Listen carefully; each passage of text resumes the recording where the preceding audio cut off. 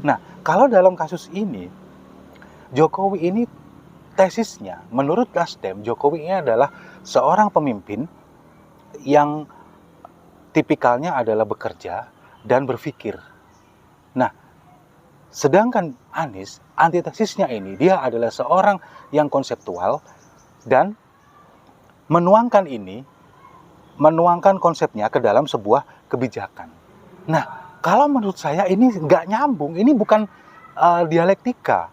Seharusnya kalau dialektika itu seperti ini.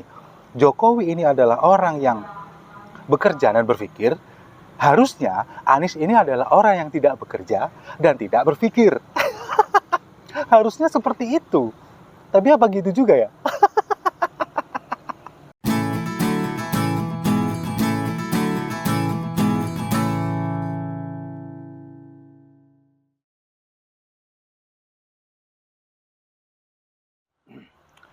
Salam damai untuk Indonesia, berjumpa lagi bersama saya, Papa Dimas. Info kali ini datangnya dari Partai Nasdem yang mengatakan bahwa Anies Baswedan adalah antitesis dari Jokowi. Kalau menurut saya, Anies Baswedan ini bukan antitesis dari Jokowi, tapi antitesis dari semua warga negara Indonesia, kecuali Kadrun. Jadi pernyataan ini disampaikan oleh elit Partai Nasdem yang bernama Zulfan Lindan. Dia mengatakan bahwa kenapa kok harus mengusung Anies sebagai bakal calon presiden dari Partai Nasdem. Karena mereka sudah melakukan kajian dengan pendekatan filsafat dialektika katanya. Akhirnya menemukan bahwa Anies Baswedan ini adalah antitesa dari Jokowi. Makanya kemudian diusung jadi calon presiden.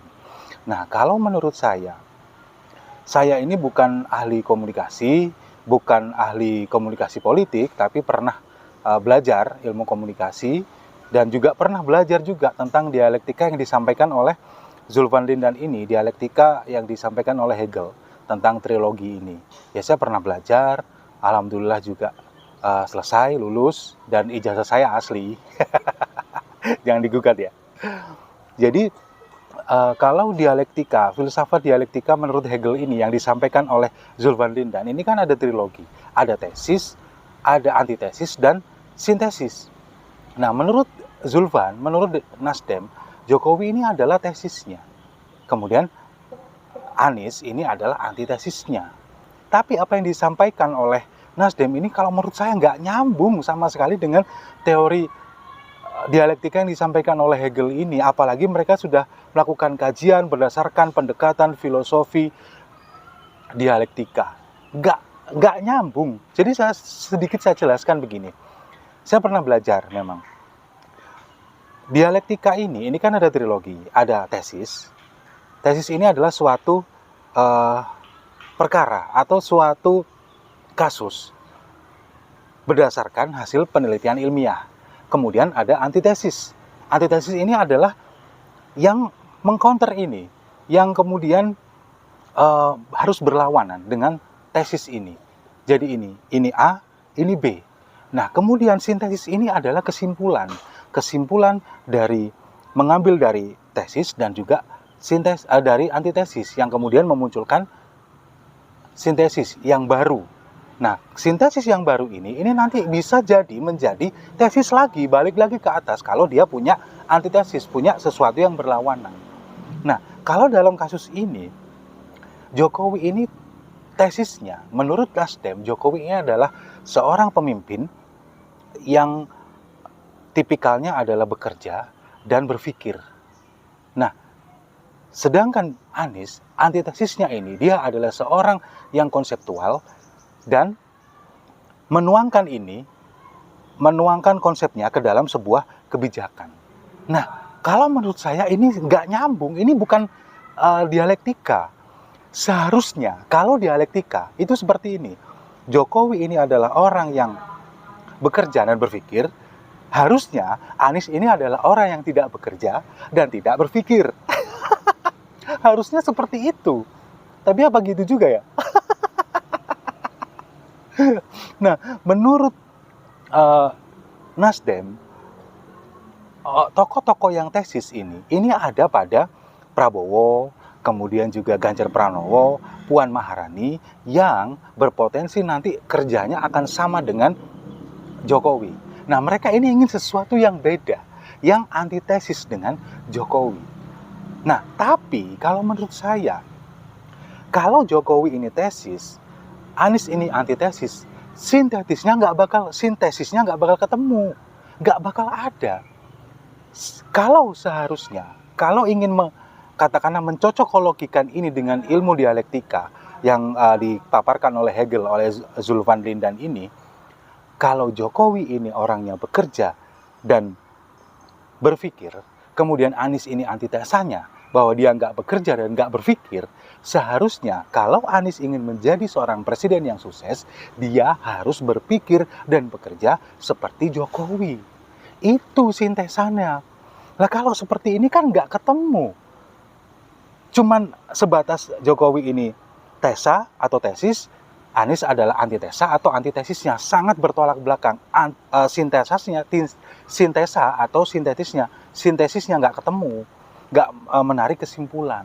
Jadi cuman kepingin polarisasi aja, kepingin misah, nggak sama antara A dan B. Cuman itu aja kalau menurut saya.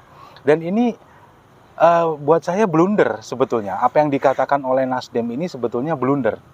Kenapa blunder? Kalau Nasdem ini mengusung Anies sebagai antitesisnya Jokowi, sudah barang tentu nanti apa yang dilakukan Nasdem, kebijakan-kebijakan ataupun juga arah politiknya ke depan, ini akan sangat bertolak belakang dengan apa yang dilakukan oleh Presiden Jokowi. Mereka sendiri yang ngomong ini adalah antitesisnya Jokowi. Nah, dengan demikian, kalau menurut saya, menteri-menteri Jokowi yang ada di kabinet sekarang, yang berasal dari Partai Nasdem, sudah seharusnya tidak ada di dalam kabinet. Sudah harus dikeluarkan, diganti atau direshuffle dengan yang berhaluan atau berpandangan sama persis dengan Presiden Jokowi. Ya, kita kan sekarang tahu ada 3 orang menteri dari Nasdem yang saat ini masih ada di kabinet Presiden Jokowi. Ada Menteri Pertanian Syahrul Yassin Limpo, kemudian ada Menkominfo Johnny G. Plate, dan ada Menteri Lingkungan Hidup Siti Nurbaya Bakar. Nah, yang ditakutkan kalau mereka ini masih ada di dalam kabinet, kemudian partai mereka ini melakukan antitesa terhadap Jokowi, saya takutnya antitesa yang ada di Anies ini menular kepada menteri-menteri ini. Mereka sudah nggak sejalan lagi nanti dengan apa yang diinstruksikan oleh Presiden. Padahal mereka ini ada di dalam koalisi, kemudian mereka ini sekarang juga dapat jatah 3 menteri. Takutnya, ini yang saya takutkan, tidak sejalan lagi. Akhirnya apa? Akhirnya program-program pemerintah yang sudah digagas sebelumnya oleh Presiden Jokowi, ini nanti nggak akan jalan. Karena 3 menteri ini nanti takutnya ikut-ikutan antitesa. Nah, seperti itu yang ditakutkan dan ditakutkan banyak orang. Makanya kenapa akhirnya relawan Jokowi ini menuntut untuk memecat 3 orang menteri dari Nasdem ini. Tapi dari pihak Nasdem sendiri kemudian mengcounter ini. Kenapa relawan kok ikut-ikutan ngatur Jokowi? Reshuffle itu kan urusan presiden. Kenapa kok harus mengatur presiden seperti itu? Dan kemudian juga bahkan Johnny G. Plate berstatement bahwa tentang reshuffle ini dia mengatakan ini urusan remeh-temeh, urusan receh, ngapain dibahas? Lebih baik membahas sesuatu yang penting, masalah negara. Oke, saya setuju. Cuman yang ditakutkan yaitu tadi, kalau misalkan antitesa ini menular ke 3 menteri dari Nasdem ini, akhirnya nggak sejalan dengan Presiden Jokowi, itu yang ditakutkan. Nah, tapi yang saya heran ini pernyataan dari Wasekjen Nasdem, Hermawi Taslim, yang mengatakan bahwa sebetulnya dengan mengusung Anies ini diharapkan Anies bisa meneruskan program dari Presiden Jokowi. Loh, kok bisa? Anies kan antitesanya Presiden Jokowi. Kok diharapkan menjadi penerusnya? Ya nggak mungkin lah. Kalau penerusnya harusnya ini minimal orang punya circle yang sama, pola pikir yang sama, pandangan tentang Indonesia ini harus sama. Sedangkan Anies sudah diakui sendiri dia adalah antitesa.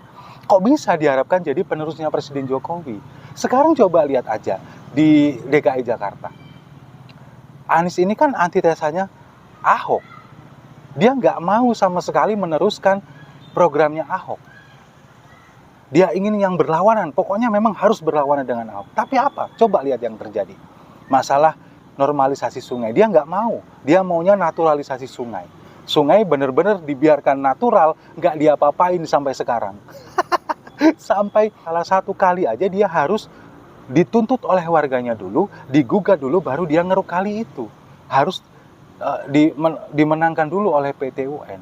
Nah kemudian coba yang baru-baru ini, dia menyatakan kenapa kok banjir ini sekarang terjadi di Jakarta, karena air yang datang secara bersamaan.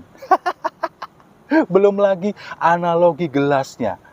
Kenapa kok ini bisa banjir? Karena dianalogikan gelas yang isinya volumenya hanya 250 cc, diberi air yang sebanyak 1 liter.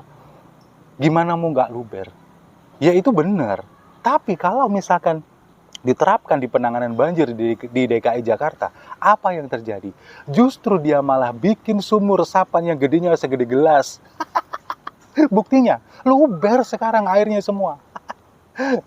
Yang seperti itu yang kalian harapkan untuk menjadi seorang pemimpin. Ngurus Jakarta aja nggak becus. Apalagi mau diusung jadi presiden. Soalnya beginilah, kalau menurut saya ini Anies ini memang tingkat intelijensianya, kecerdasannya itu benar-benar out of the box gitu loh. Di luar nalar kita semua, kita nggak ngerti apa yang dipikirkan oleh dia. Kita nggak ngerti, benar-benar out of the box. Tingkat dewa lah pokoknya kecerdasannya. Bahkan sampai masalah banjir aja dia baru tahu sekarang kalau ternyata air hujan ini turunnya secara bersama-sama. Nah kalau misalkan Wasekjen Nasdem ini, Hermawi Taslim mengatakan bahwa Anies ini adalah penerusnya Presiden Jokowi, apa nggak ingat bahwa kemarin waktu penanganan banjir ini dipertemukan dengan Menteri PUPR Pak Basuki, dia kan berdebat, membantah semua apa yang diprogramkan oleh pemerintah pusat melalui Men PUPR. Tapi Pak Basukian akhirnya memilih, saya tidak dididik untuk berdebat. Yaitu Anies memang sukanya berdebat. Seperti yang dikatakan oleh Zulfandin dan tadi, Anies ini memang orang yang konseptual dan dituangkan dalam kebijakan. Bener, tapi eksekusinya nggak ada. Dan begitu, malah diusung oleh Nasdem menjadi bakal calon presiden. Jadi, kalau menurut saya, jangan marah kalau Nasdem akhirnya dikatakan oleh netizen sebagai Nasdrun.